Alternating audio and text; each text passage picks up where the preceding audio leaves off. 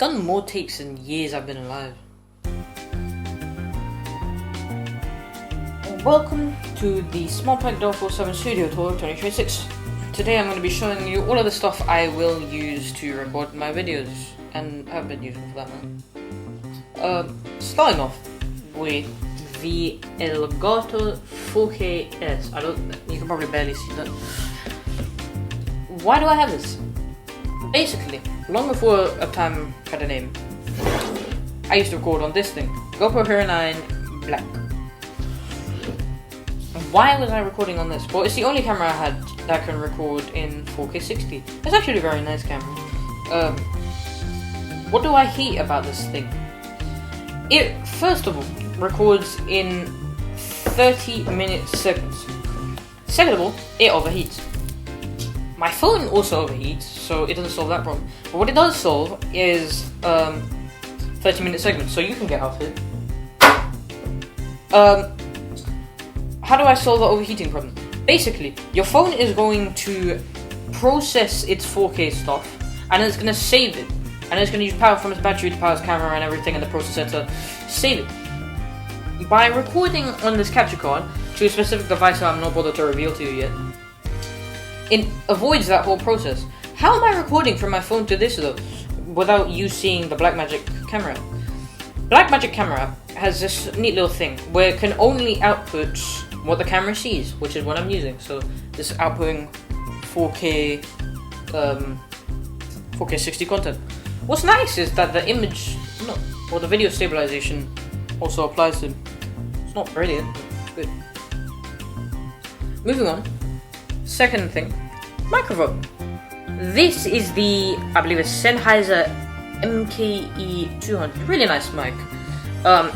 Only problem with it is that this is the kind of mic that needs power coming from the device that it's connected to. So if you buy this and these, don't expect to be plugging it into here without having a separate preamp. So the way I have it connected is I have this little Apple adapter, very nice little adapter, tiny, very thin.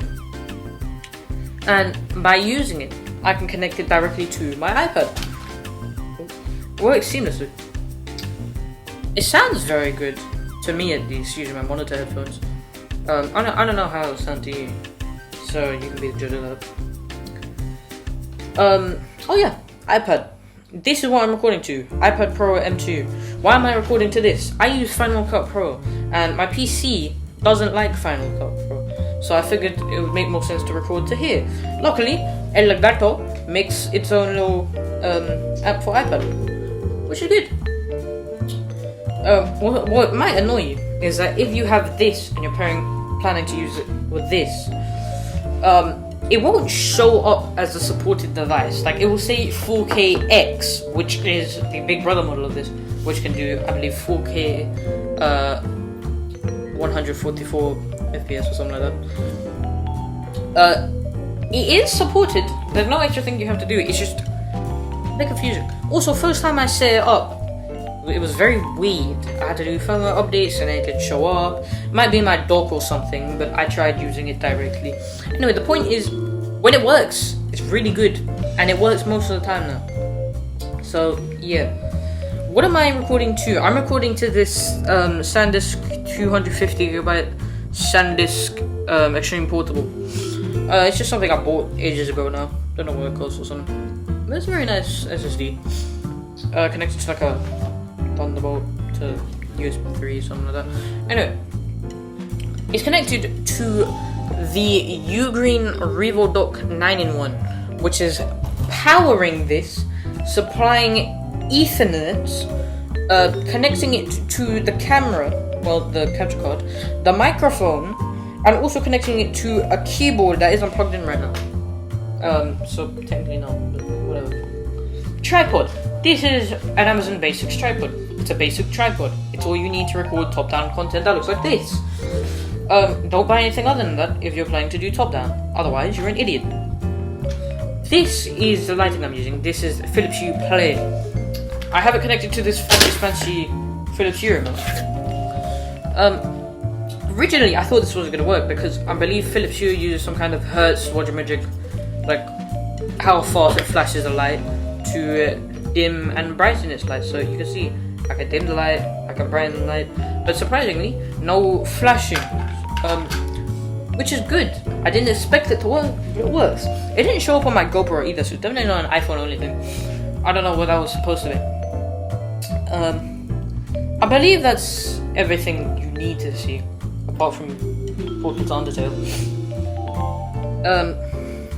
Yeah.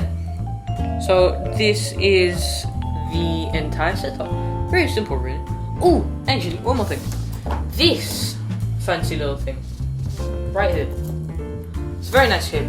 Anchor USB-C to HDMI with power delivery. If you're gonna do something like this, buy it. You will need it. I promise you, you will. Okay, that's everything you need to see for this video. This was the Smart Pack 447 Studio Tour. I finally did it.